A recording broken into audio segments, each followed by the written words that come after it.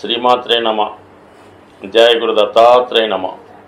ఈ వీడియోలో మనం తులారాశి వారికి మార్చి 1వ తారీఖు నుంచి 31వ తారీఖు మధ్యలో జరగబోయే మాస ఫలితాలు పరిశీలిద్దాం.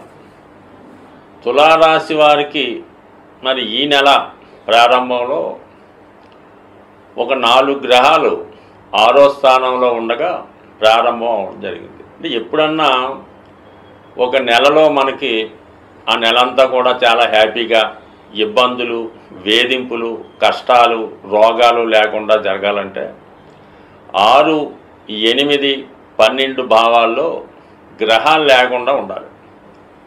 చిన్న ఉదాహరణ ఏంటంటే, మీకు ఏదైనా ఒక వివాహ జీవితం అంటే మీ యొక్క జాతకంలో వివాహ జీవితం బాగుండాలంటే 7వ భావం ఖాళీగా ఉండాలి.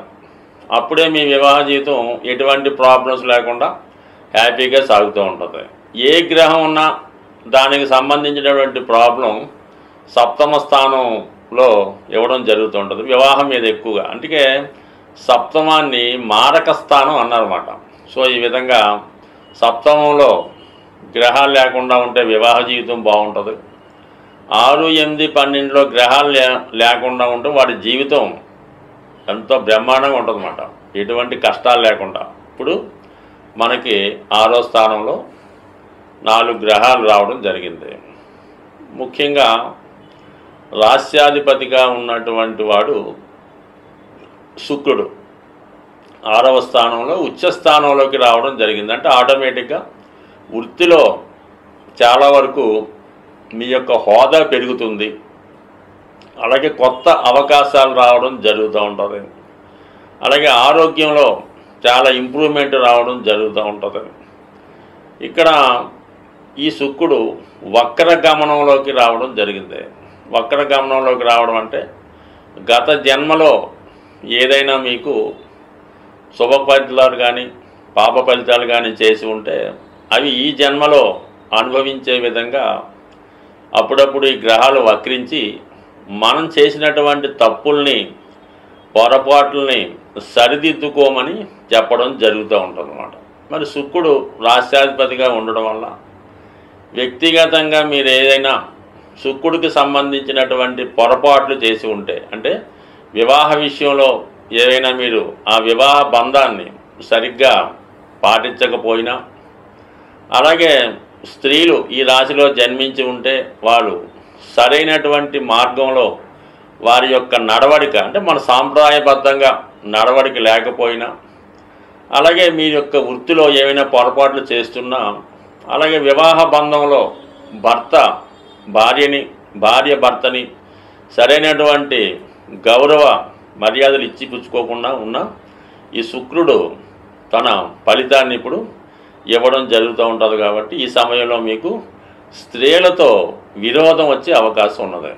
అంటే 6వ స్థానం అన్నది శత్రు రోగ రుణాలు కాబట్టి మరి శుక్రుడు భార్యకారకుడు, అలాగే తల్లి కారకుడు అవుతుంటాడు, అలాగే కుమార్తెకి కారణం అవుతుంటాడు, అలాగే కోడలికి కూడా కారణం అవుతుంటాడు. వాళ్ళతో విభేదాలు వచ్చే అవకాశం ఉంది. అయితే మరి శుక్రుడు ఉచ్చలో ఉండడం వలన బాగా అధికార హోదా కలిగినటువంటి, బాగా ధనం కలిగినటువంటి, ఐశ్వర్యవంతులైనటువంటి స్త్రీలతో విరోధం వచ్చే అవకాశం ఉంది. బయట వారితో మనకి ఎందుకు విరోధం వస్తుంది?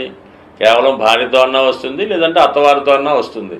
ఆ విరోధం రావడం జరుగుతుంది. మరి ఈ విరోధంలో మరి సహజంగా పాపగ్రహాలు 6లో ఉంటే విజయం మనకు వస్తుంది, శుభగ్రహాలు 6లో ఉంటే విజయం వారి వైపు ఉంటుంది. కాబట్టి ఈ సమయంలో మీరు స్త్రీలతో విరోధం తెచ్చుకోకుండా వాళ్ళతో కాంప్రమైజ్గా ఉంటూ వాళ్ళ డిమాండ్స్ ఏమన్నా ఉంటే అవి చక్కగా మీరు అంగీకరిస్తే అది మీకు అదృష్టంగా మారి మరి నెగిటివ్ పాజిటివ్గా మారి మీకు అదృష్టం కలిసి వచ్చే అవకాశం ఉంది. కాబట్టి స్త్రీలతో జాగ్రత్తగా వ్యవహరించండి, వాళ్ళతో విరోధం అన్నది పెట్టుకోవద్దు, కాంప్రమైజింగ్గా వెళ్ళండి. దానివల్ల మనకు పెద్దగా వచ్చే నష్టం కూడా లేదు. పైపెచ్చు స్త్రీల యొక్క అభిమానం, అనురాగం పొందితే ఆటోమేటిక్గా ధనం ఆకర్షణ మీ వైపు రావడం జరుగుతుంది. మీ వైపు ఒక స్త్రీ ఉందనుకోండి, అది మీ భార్య అనుకుందాం, ఆటోమేటిక్గా మీరు ఎక్కడికి వెళ్ళినా కూడా విజయం సాధించే అవకాశం ఉంది.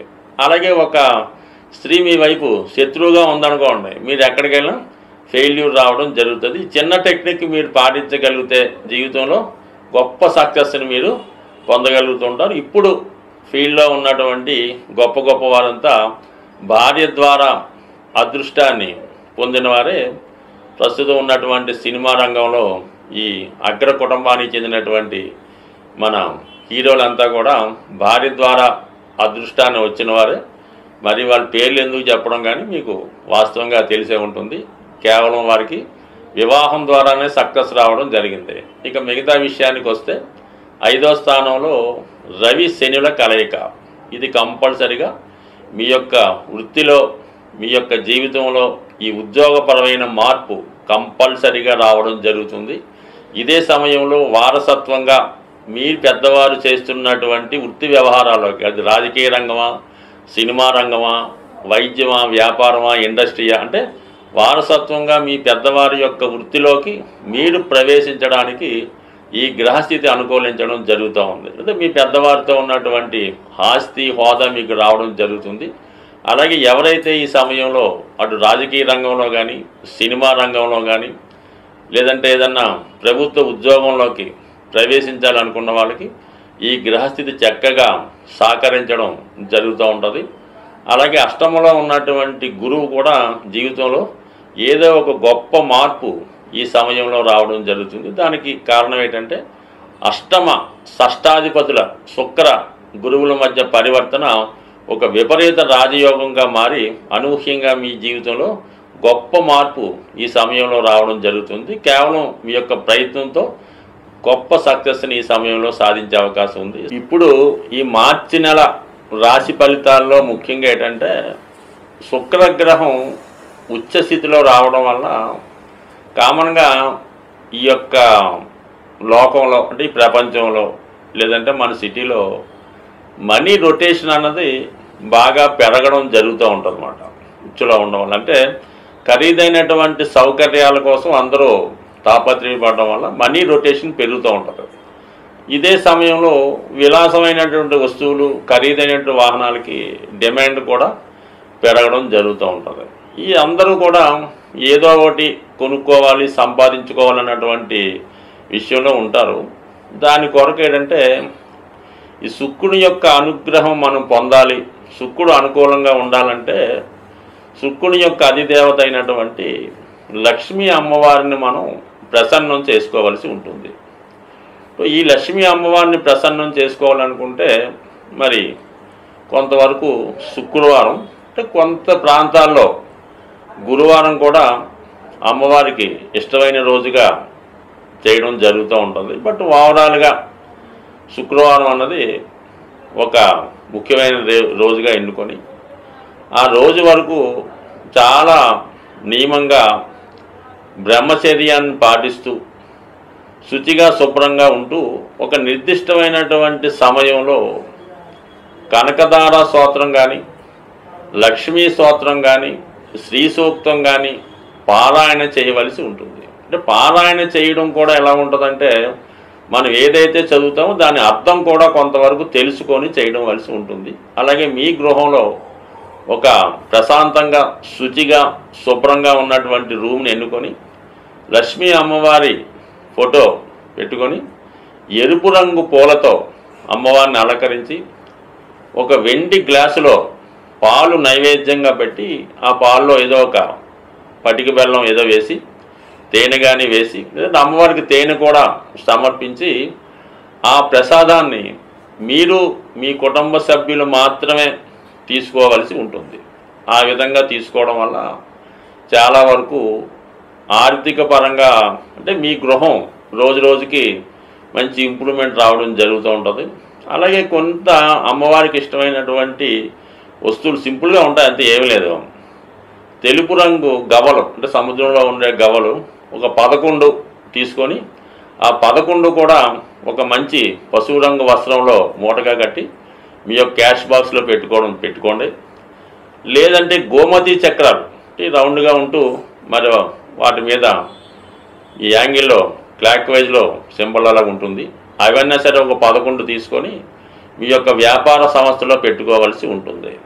ఈ విధంగా చేసుకోవడం వల్ల సాధ్యమైనంత వరకు మీకు ధనయోగం కలవాలంటే శుక్రవారం రోజు పులుపు అన్నది నిషేధించడం మంచిది. అంటే పులుపుతో చేసిన వస్తువులు అవి తినకుండా మీరు ఆ రోజు నియమంగా ఉండడం వల్ల చాలా వరకు అభివృద్ధి అవకాశం ఉంది. బట్ అలాగే మీ గృహంలో ఒక కలశం, అంటే చెంబు, కొన్ని ప్రాంతాల్లో కలశం అంటారు, అది రాగితో తయారు చేయనటువంటి కలశాన్ని తీసుకొని దాని నిండా సమృద్ధిగా శుభ్రమైనటువంటి వాటర్ వేసి అందులో కొద్దిగా పసుపు ఉంచి, వీలైతే పీచుతో ఉన్నటువంటి కొబ్బరికాయ ఒకటి ఆ కలశం మీద ఉంచి ఇంచుమించుగా వారం అంతా కూడా దాన్ని జాగ్రత్తగా ఉంచి మళ్ళీ నెక్స్ట్ వీక్ కొత్తది పెట్టుకోవడం వల్ల అది ధనాకర్షణ యంత్రంగా మారి మీ యొక్క వ్యాపార సంస్థను కానీ మీ గృహాన్ని కానీ చాలా వరకు ముందుకు తీసుకెళ్తుంది. అయితే ఇటువంటి కలశం పెట్టుకున్నప్పుడు అపవిత్రమైనటువంటి కార్యక్రమాలు ఏమీ కూడా జరగకూడదు. అంటే సిగరెట్ కాల్చడం, ఇంకో మందు తాగడం, లేదంటే ఇంకొక శృంగారం చేయడం, ఇవన్నీ కూడా అంటే ఏదైతే అమ్మవారికి ఇష్టమైతే ఉండదో అవన్నీ నిషేధిస్తూ నిరంతరం ఏదో ఒక సుగంధం, అంటే అగరబత్తి అవ్వచ్చు, పచ్చకర్పూరం చల్లవచ్చు, లేదంటే ఆ వాసన అంటే మంచి ఫ్రాగ్రెన్స్ ఆ ఉన్న ప్రదేశం అంతా ఉండడం వల్ల కంపల్సరిగా మీకు ఆ పాజిటివ్ వైబ్రేషన్స్తో చాలా మంచి, అంటే మీరు ఆ యొక్క యంత్రాన్ని, ఆ యొక్క కలశాన్ని ఎంత పవిత్రంగా చూసుకుంటే అంత సక్సెస్ మీకు రావడం జరుగుతూ ఉంటుంది. ఎక్కువగా మాత్రం ఎప్పుడూ కూడా ఏదో ఒక అగరబత్తి కానీ సువాసన వెదజల్లి అనేక రకాల పెర్ఫ్యూమ్స్ అవి వస్తున్నాయి కదా, అవి ఎక్కువ వాడడం వల్ల మంచి జరుగుతుంటుంది. అంటే చాలా వరకు అంటే వ్యక్తిగతంగా మీరు కూడా పరిశుభ్రంగా, అంటే కామన్గా రోజుకి 2 సార్లు స్నానం చేస్తూ ఎక్కువగా స్ప్రేలు సెంట్లు వాడటం వల్ల అంటే ఒక ఐడెంటిటీ, ఒక శుచి శుభ్రత మీలో కూడా ఉండడం వల్ల కామన్గా అక్కడ అమ్మవారి స్థిర నివాసం ఏర్పడి ఉండడం జరుగుతుంది. స్వస్తి.